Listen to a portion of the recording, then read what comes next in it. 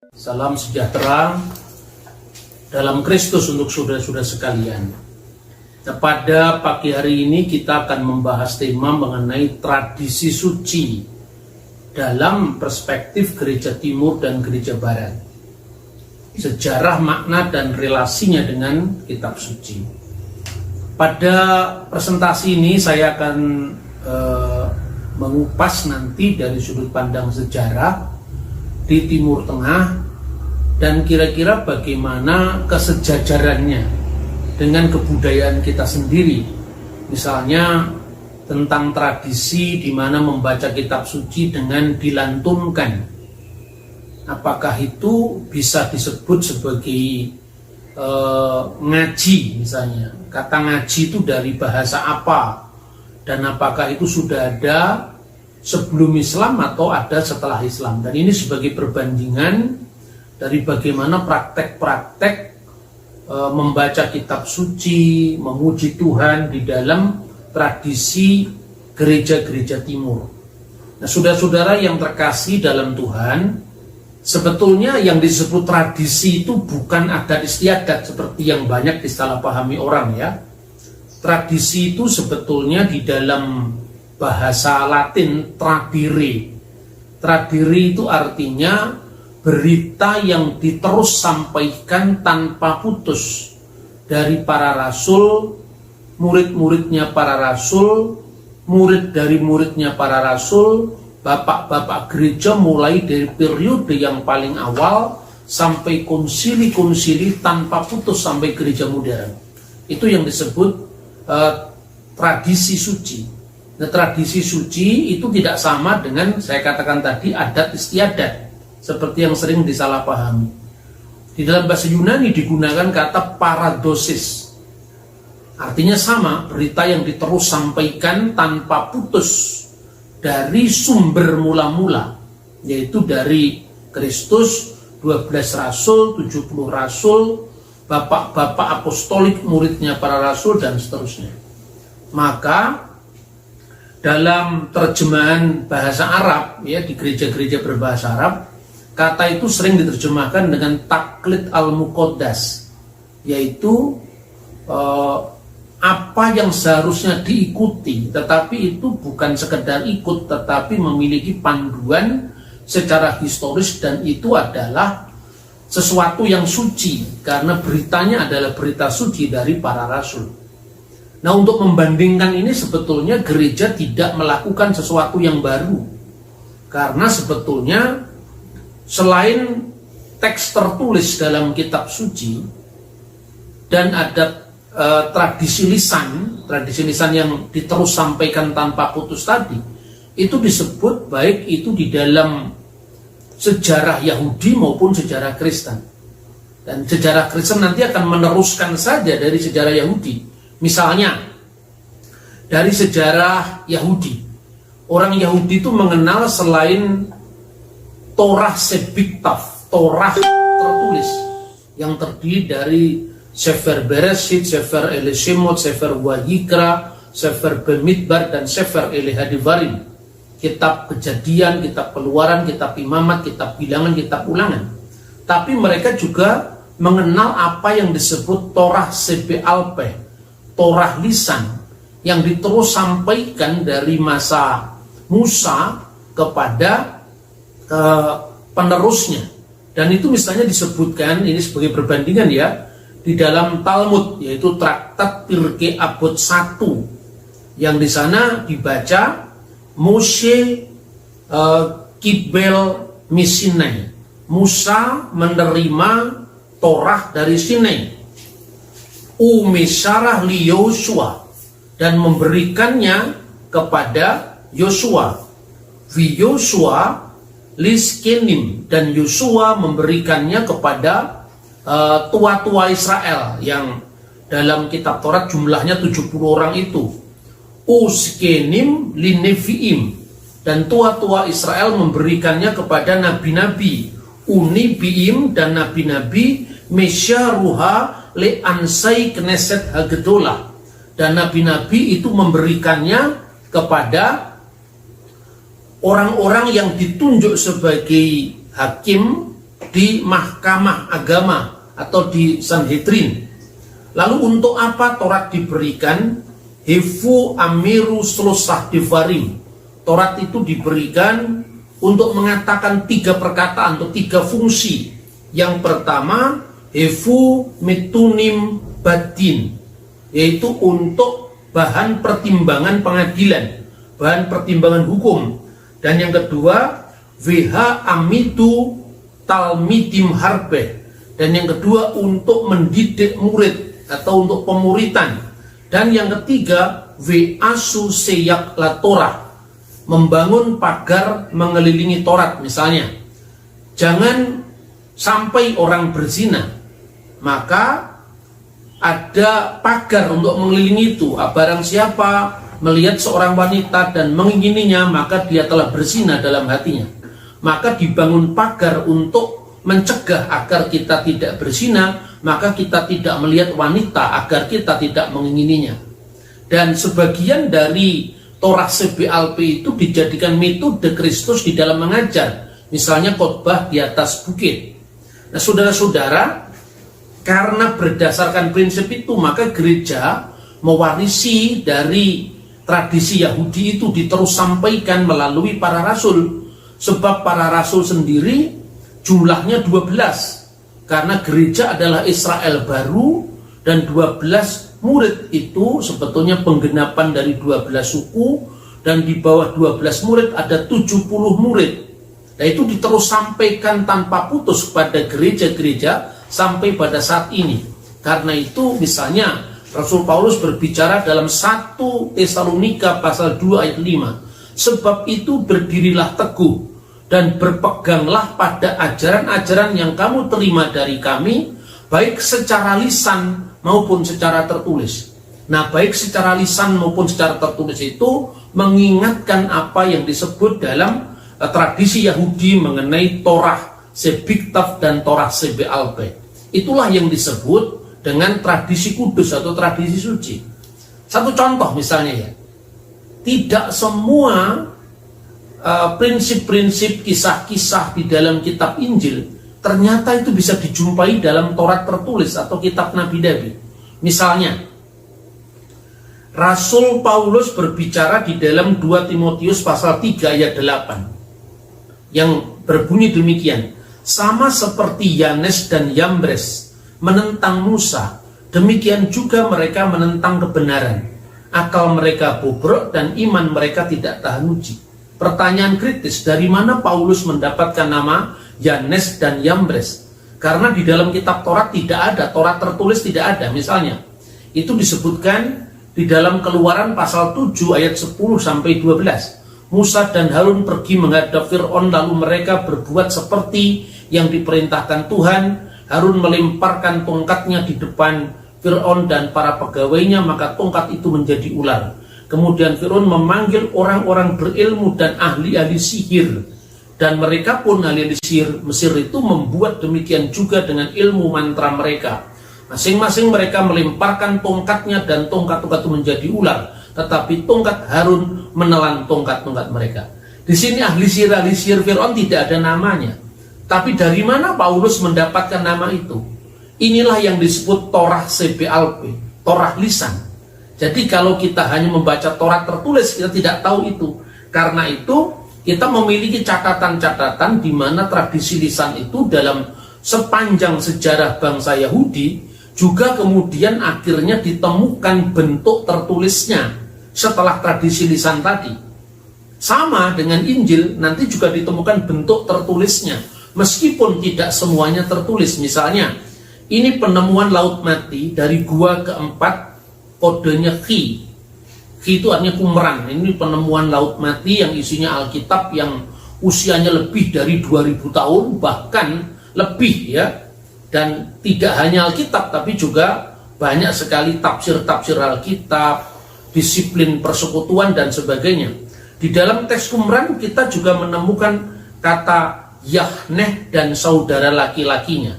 Dan Yahneh itu yang di dalam bahasa Yunani disebut Yanes dan Yambres. Yambres itu adalah saudaranya. Maka di sana dikatakan, karena pada zaman dahulu Musa dan Harun bangkit dengan tangan pangeran terang, ya, Yakim Belial El Yaneh V Akhihu, dan Belial membangkitkan Yaneh dan saudara laki-lakinya. Jadi artinya Yanes dan Yambres. Nah, kata itu juga dijumpai misalnya di dalam tradisi Yahudi, misalnya Gemara mengaitkan dua ahli nujum terkemuka Fir'aun yang bernama Yohana dan Mamre. Yohana itu Yaneh, Mamre itu Yambres. Nah, ini bukti-bukti bahwa sebetulnya tradisi lisan itu juga dipakai di kalangan Yahudi, kemudian diteruskan oleh iman Kristen. Nah, kemudian kita melihat tradisi-tradisi dalam peribadatan. Seperti orang Yahudi juga mengenal peribadatan kurban yang berpusat di Bet Hamikdash. Meskipun sekarang tradisi korban itu sudah hilang seiring dengan hancurnya Bait Suci Yerusalem sejak tahun 70 Masehi, tetapi catatan-catatan masih ada lengkap, ya, karena tradisi korban dalam Yahudi itu kemudian diganti menjadi tradisi doa, sehingga tidak ada penyembelian binatang-binatang korban misalnya. Tetapi selain ibadah-ibadah korban yang itu menjadi ibadah sakramen di gereja kuno, sementara ada ibadah-ibadah yang tidak termasuk sakramen, itulah yang disebut sembahyang harian. Nah, sembahyang harian itu orang Yahudi juga mengenal sehari 3 kali. Makanya di dalam kitab suci kita mengenal waktu sembahyang, idana deslota dalam bahasa Aramaik. Idana deslota itu waktu tertentu untuk sembahyang, yang dalam Alkitab bahasa Arab diterjemahkan syaat sholat, sembahyang dengan waktu tertentu. Misalnya disebutkan dalam Kisah Rasul 3 ayat 1. Pada suatu hari menjelang waktu sembahyang pukul 3 petang, naiklah Petrus dan Yohanes ke bait Allah untuk berdoa. Makanya orang Yahudi mengenal 3 waktu doa. Yang pertama, tefilah sacharit, ya, sembahyang pada waktu pagi. Lalu sembahyang minkah, yaitu sembahyang jam 3 petang. Kemudian juga yang disebut tefilah ma'arif, yaitu sembahyang maghrib. Itu ada di dalam Yudaisme. Kemudian gereja mula-mula mengikuti tradisi Yahudi itu. Tetapi seiring dengan tumbuhnya ibadat-ibadat yang lebih khusyuk di kebiara-biara, maka kemudian orang Kristen merenungkan jalan salib Kristus itu di dalam sembahyang yang dikenal dengan sholat 7 waktu. Dan kata sholat seperti tadi saya sampaikan itu sesungguhnya berasal dari bahasa Suryani Aramaik, ya, bahasa yang dipakai Yesus, yaitu Shelota. Makanya tadi ada ungkapan dalam Kisah Rasul pasal 3 ayat 1 di dalam Alkitab bahasa Aram yang dikenal Pesito, yaitu idana deslota, waktu sholat atau waktu slota. Slota itu yang kemudian menjadi bahasa Arab sholat. Nah, kemudian gereja juga merenungkan dari Mazmur pasal 119 ayat 164. 7 kali dalam sehari aku memuji-muji engkau karena hukum-hukummu yang adil. Umat Kristen pertama kali kan muncul dalam rahim keyahudian. Dan gereja itu sejak semula memang menghadapi penganut-penganut yang berasal dari kalangan Yahudi yang dikenal dengan gereja di Yerusalem di bawah kepemimpinan Rasul Yakobus saudara Kristus, dan itu yang disebut dengan orang-orang Nasrani dalam Kisah Rasul pasal 24 ayat 5. Kemudian seiring dengan perjalanan Injil keluar tanah Israel, kemudian dalam Kisah Rasul pasal 11 ayat 26 mulai dikenal dengan istilah Kristianos atau Kristen. Itu merujuk kepada anggota-anggota jemaat pengikut Kristus yang berbahasa Yunani, dan itu dikenal dengan orang-orang Kristen di Kisah Rasul pasal 11 ayat 26. Nah, gereja di Yerusalem itu mula-mula juga sepenuhnya mengikuti kebiasaan Yahudi, kebiasaan ibadah, cara membaca Taurat, cara menafsir kitab suci. Makanya disebutkan dalam Yakobus pasal 2 ayat 2, istilah untuk menyebut tempat ibadah Kristen masih sinagoge. Yakobus pasal 22 itu bahasa aslinya sinagoge imon, tempat kumpulanmu, dan kumpulan itu di dalam bahasa aslinya itu sinagoge, persis dengan ibadah Yahudi.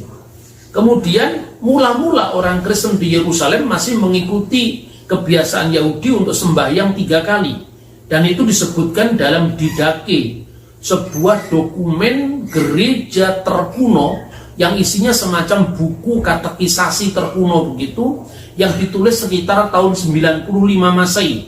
Jadi kemungkinan ketika Didake ditulis Rasul Yohanes masih hidup. Didake itu adalah sumber di luar kitab suci yang merupakan dokumen tertua tentang liturgi gereja. Dan itu dikatakan hendaknya engkau membaca doa Bapa kami dalam ibadahmu 3 kali dalam sehari. Sementara umat Kristen yang di luar Yerusalem, yaitu jemaat Antioquia, mereka mulai mengembangkan persekutuan dengan bangsa-bangsa goyim, bangsa-bangsa bukan Yahudi. Dan itu mula-mula memang terjadi gap ya, sehingga Kisah Para Rasul pasal 15 ayat 20 sampai 29 itu kemudian memberikan solusi bahwa orang-orang Kristen yang berlatar belakang Yahudi berlaku atas mereka hukum Musa, misfot Mose, sementara orang-orang Kristen yang berlatar belakang bukan Yahudi, mereka berlaku hukum Nuh, misfot Noah, misfot Bene Noah. Antara lain tidak berlaku bagi mereka misalnya Imamat pasal 11 tentang kasrut, hukum tentang makanan yang tahir dan tidak tahir, itu tidak berlaku bagi orang-orang yang bukan berlatar belakang Yahudi. Juga tidak ada kewajiban sunat bagi orang Kristen yang tidak berlatar belakang Yahudi. Tapi 2 jemaat itu hidup berdampingan dan saling menghormati sehingga perpecahan gereja bisa dihindari. Makanya mulai direnungkan 7 waktu sembahyang itu berasal dari jam-jam sengsara Kristus. Dan itu tertua ditemukan kompilasinya dalam buku Didaskalia Apostolorum atau Konstitusi Apostolik yang dieditori oleh Hippolytus, muridnya Irenaeus, Irenaeus muridnya Polikarpus, Polikarpus muridnya Rasul Yohanes. Jadi masih memiliki mata rantai dari para rasul. Judulnya Didaskalia Apostolorum yang dikompilasikan tahun 215. Jadi jauh sebelum munculnya agama Islam.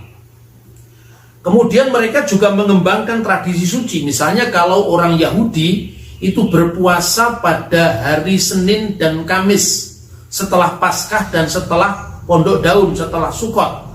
Maka orang Kristen mulai mengembangkan berdasarkan refleksi mereka terhadap jalan salib. Mereka mulai berpuasa pada hari Rabu dan hari persiapan. Hari Rabu yang dimaksudkan adalah Rabu Abu, dan hari persiapan itu adalah hari penyaliban Kristus, yaitu hari Jumat. Ini juga disebutkan dalam literatur Didake dari tahun 95 Masehi pasal 8 ya. Nah, saudara-saudara, 7 waktu sembahyang itu antara lain apa? Sembahyang kalau di gereja timur misalnya di Syria itu diawali dari namanya sholat gurub, yaitu sembahyang ketika terbenamnya matahari. Ini meneruskan sembahyang Yahudi yang disebut Tefilah Ma'arif. Untuk apa? Sembahyang itu memperingati diturunkannya jasad Kristus dari kayu salib, karena pada hari Sabat tidak boleh ada mayat tergantung di salib, untuk memperingati penguburan Kristus. Kemudian di gereja yang lain juga sama, di gereja Syria Ortodok, di gereja Yunani Ortodok, bahkan di gereja-gereja Katolik Ritus Timur. Kemudian sembahyang menjelang waktu tidur, sholat naum. Sholat naum itu memperingati apa? Memperingati terbaringnya tubuh Kristus dalam kubur.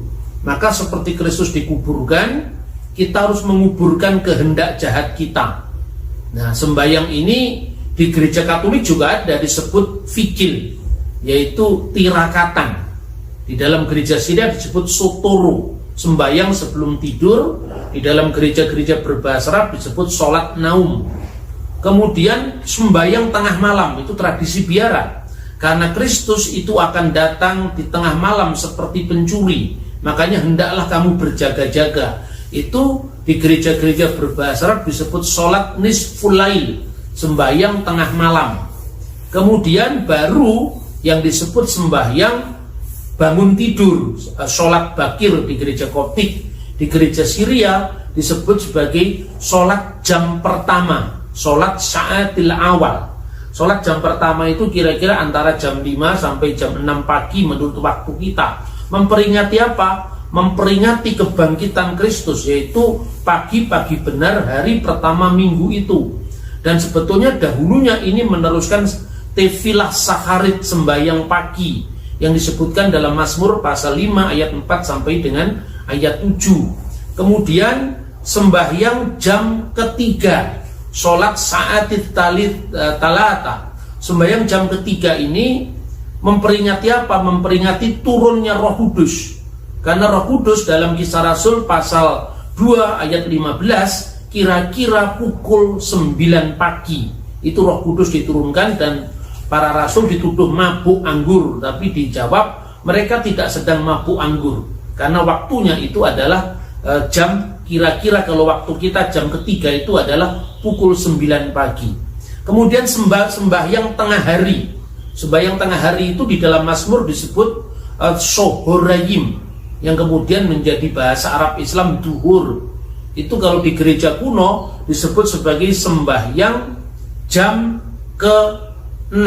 Sembahyang jam ke-6 itu memperingati apa? Memperingati Kristus yang mulai disalibkan dan ungkapan turun ke dalam kerajaan maut dalam pengakuan iman itu dalam bahasa Latin descendit ad inferna, itu pengertiannya adalah penderitaannya di kayu salib yang dimulai pada jam ke-6.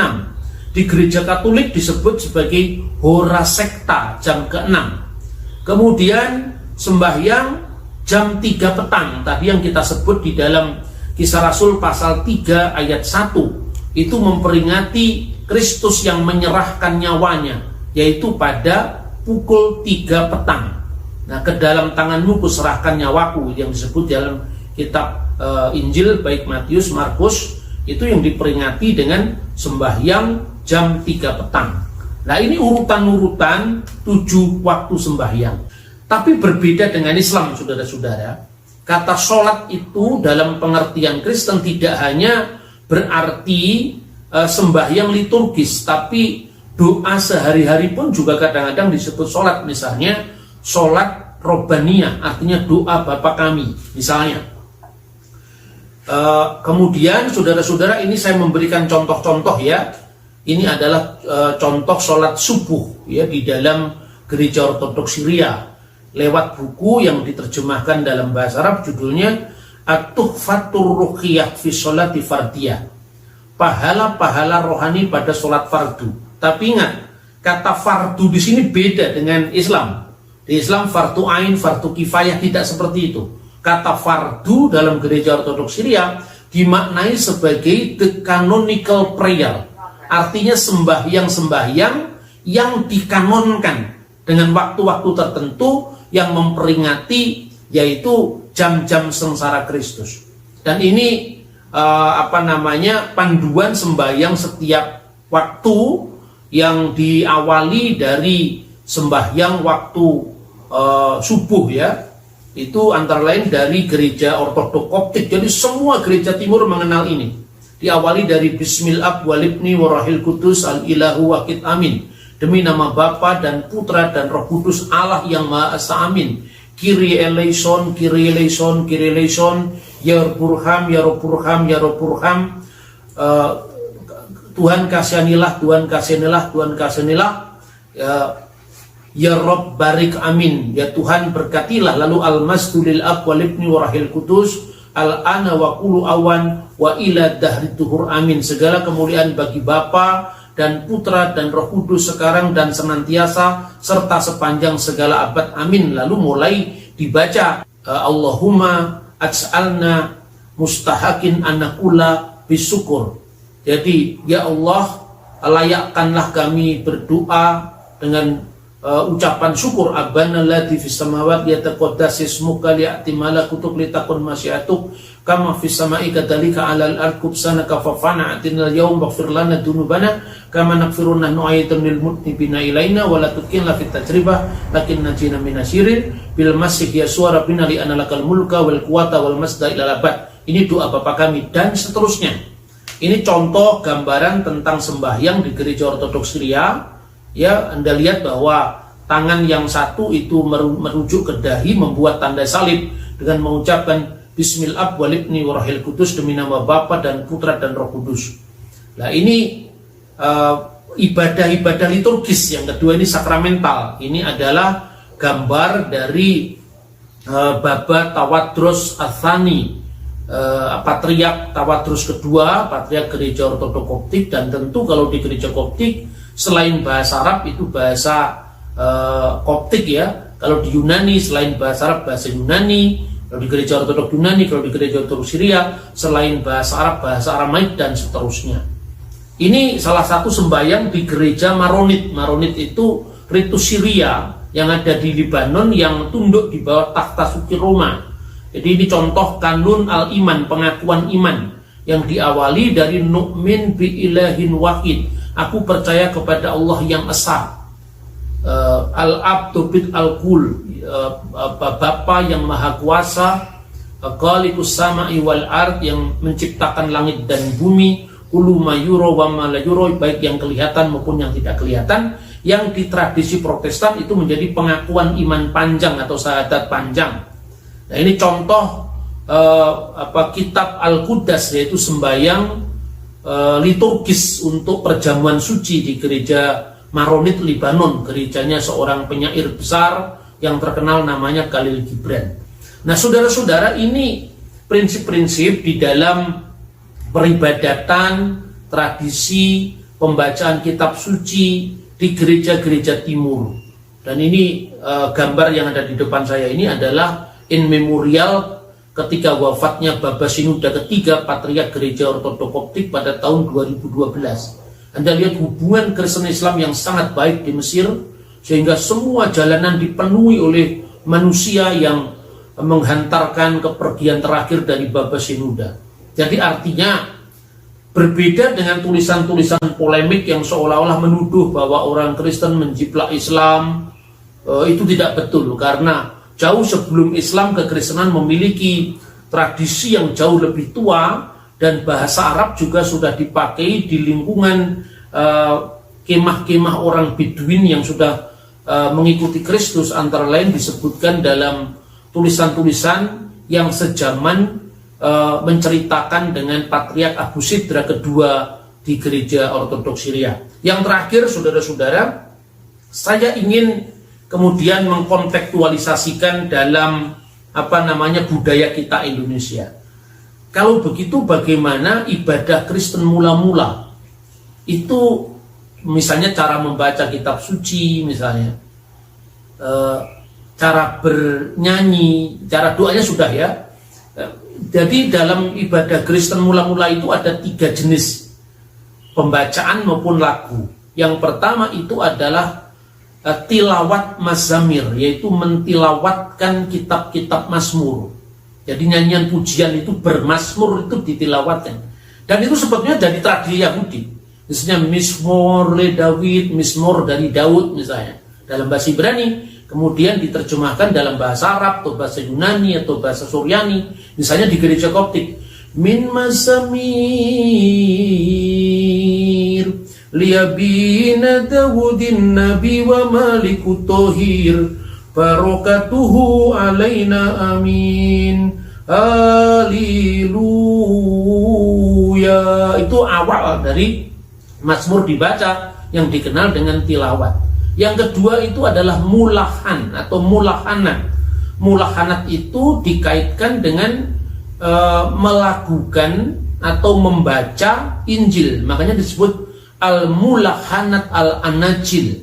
Membaca keempat Injil. Itu juga dilantunkan, tapi pelantunannya mungkin iramanya lebih cepat ya. Ini misalnya saya tunjukkan, ini adalah Alkitab ya, di dalam bahasa Arab. Ini Alkitab dalam bahasa Arab.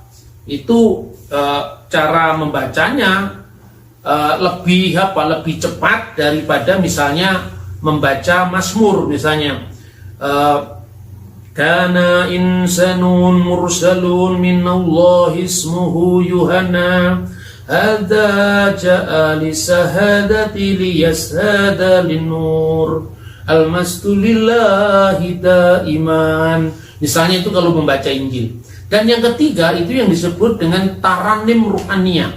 Taranim ruhaniyah itulah yang dilestarikan oleh gereja-gereja Protestan, gereja-gereja modern, itu nyanyian rohani. Dan nyanyian rohani itu bebas kita melakukan menurut irama kita ya. Misalnya lagu-lagu Natal, ini kan menjelang Natal misalnya ya. Itu misalnya lagu Hai Mari Berhimpun, Haluma bina mas'aral mu'minin ila baitlahim nasir munsidin hunaka laka sayyidil alamin linasjud bihublahu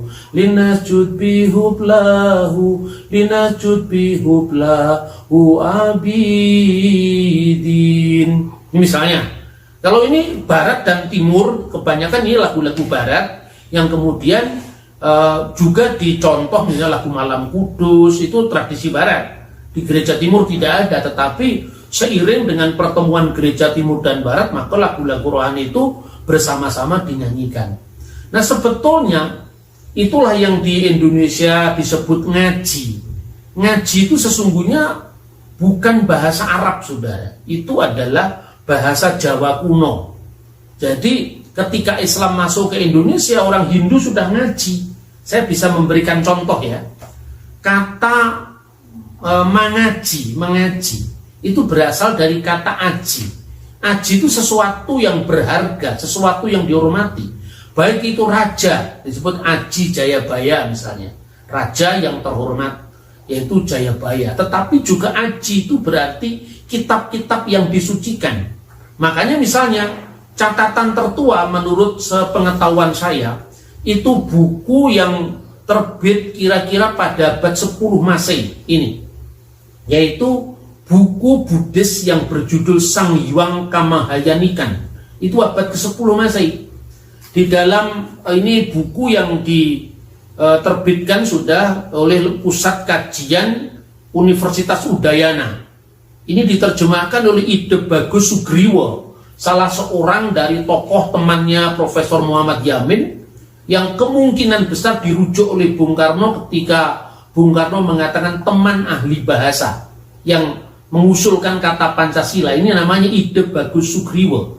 Ya, dalam buku yang diterbitkan ini misalnya pada salah satu sloka dari Sangyang Kamahayanikan itu disebutkan kata-kata uli haning angaji tarka vruha ing atwaya jenana, hasil dari mengaji kitab tarka.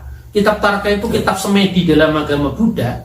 Lalu apa? Vruha ring atwaya jenana, mengetahui ilmu atwaya, ilmu tentang kebudayaan. Lalu disebut lagi dalam sloka yang sama, wekasing jenana pinet ning mangaji tarka, hitunya prakarana karana rika panggian batara yang Buddha.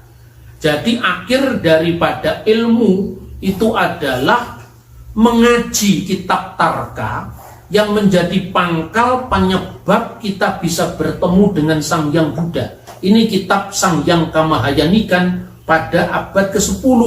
Lalu kira-kira pada masa Kerajaan Kediri yang dikenal misalnya buku yang dikarang oleh Empu Monaguna, judulnya adalah Sumana Santaka. Itu di sana sudah disebut tentang Wiku Raja Kawi Vroh Angaji, seorang pujangga kerajaan, seorang pendeta harus Vroh Angaji, mengerti kitab-kitab suci. Kemudian Kakawin Arjuna Wijaya karya Empu Tantular pada masa Majapahit juga mengenal kata guru pengajian.